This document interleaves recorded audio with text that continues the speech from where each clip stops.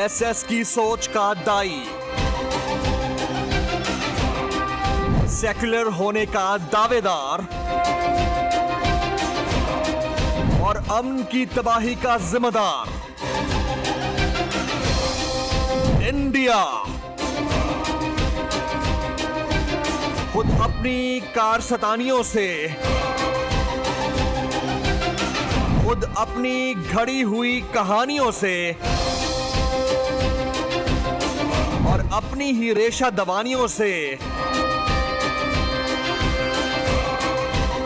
आलमी तनकीद का मरकज बन चुका है।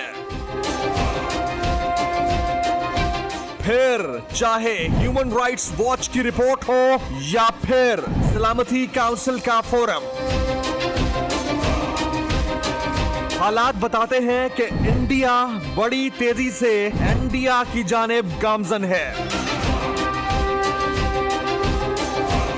हालात ये हैं कि भारत के अंदर लेके रहेंगे आजादी और हम क्या चाहते आजादी के नारे लग चुके हैं। अगर किसी को याद हो तो ये नारे बुलंद होने की इब्तिदा मकबूजा वादिये कश्मीर से हुई थी।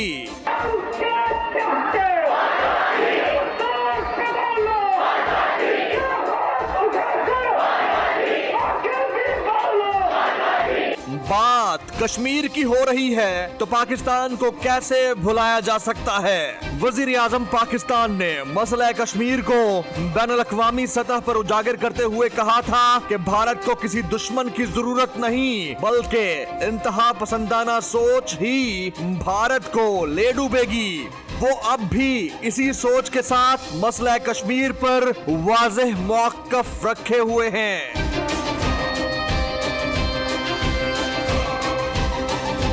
जबकि अपनी ही कौम से मुंह छुपाता मोदी शहरियत के कानून पर रोजाना नित नए पैंतरे बदल रहा है। हमारे 3 पड़ोसी देशों के वो अल्पसंख्यक तो अत्याचार की वजह से वहां से भागकर भारत आने के लिए मजबूर हुए हैं।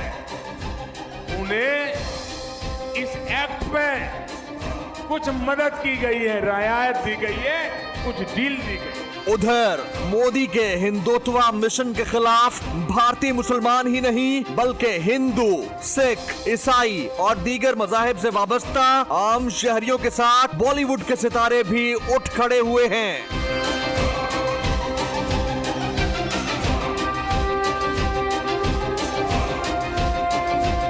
मानते हैं जो सरकार के समर्थक हैं उन्होंने ही जेएनयू में हिंसा की।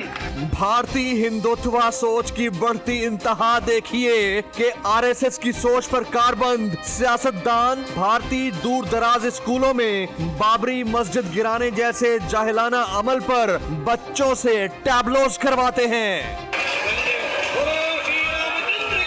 और बाद में अमन के नाम नेहाद दाई पंडितों से फतह का जश्न मनवाते हैं। ये जो काम हुआ है ये बहुत लोगों के सैक्रिफाइस के ऊपर खड़ी है।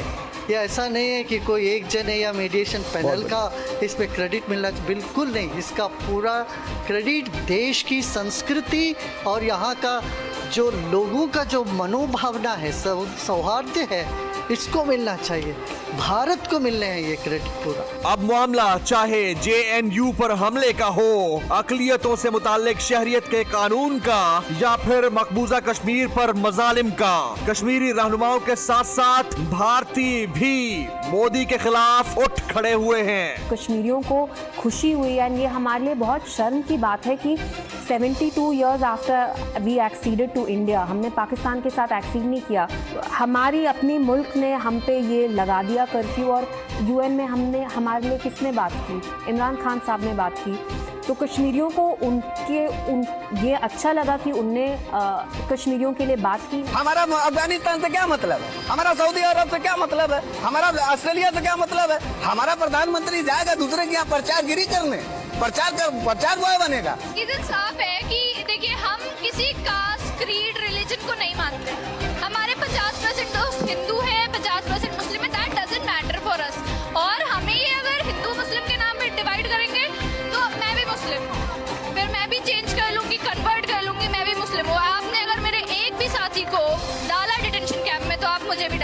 और आप जो इतनी भीड़ देख रहे हैं आप सबको डालेंगे। रही सही कसर मुतासिब भारतीय मीडिया ने पूरी कर दी है, जो ऐसा लगता है कि माइक और कैमरों की जगह टैंक और तोप से गोलाबारी कर रहा है। भारत की इस मुतासिबाना दहशतगर्दी पर भारतीय मुसलमान सियासतदान भी अल्लाह पर तवक्कल करके भारत सरकार के खिलाफ नारे हक बुलंद कर चुके हैं। गम इस बात का है कि मैंने जिना के पैगाम को ठुकराया, रिजेक्ट किया, और मैंने इस दिल्ली की जामा मस्जिद के पास मौलाना आजाद की उन तकरीर के जुमलों को सुना कि तुम हिजरत के मुकद्दस नाम पर फरार की जिंदगी मत गुजारो, और आप मुझे ट्रीट करते हैं। इंडिया से इंडिया की जानिब तेजी से बढ़ते भारत के लिए इतना काफी नहीं कि मकबूजा वादी की कशीदा सूरत हाल पर 6 माह में दूसरी बार सलामती काउंसिल का इजलास बुलाया गया है। इंडिया से इंडिया की जानिब तेजी से बढ़ते भारत के लिए क्या इतना काफी नहीं कि ह्यूमन राइट्स वॉच की रिपोर्ट भारत के खिलाफ आई है। रिपोर्ट के मुताबिक भारत ने कश्मीर में शटडाउन के जरिए तबाही छुपाने की कोशिश की। रिपोर्ट के मुताबिक भारत ने कश्मीर में सख्त मुहासरा करते हुए इजाफी और गैर जरूरी फौज तैनात की। रिपोर्ट के मुताबिक भारत ने मकबूजा कश्मीर में इंसानी हुकूक की खिलाफ वर्जी करते हुए जराए मवासलात को मुनक़ता किया। रिपोर्ट के मुताबिक भारत ने मकबूजा कश्मीर के सियासी रहनुमाओं और सहाफियों को बैनुल-अक़वामी क़वानीन की खिलाफ वर्जी करते हुए नजरबंद किया। अब हर गुजरते पल के साथ दुनिया के सामने भारत का असल चेहरा बेनकाब हो रहा है, हिंदुत्व का चेहरा आश्कार हो रहा है, और यूं कहिए हर गुजरता पल इंडिया को इंडिया के दलदल में धकेल रहा है।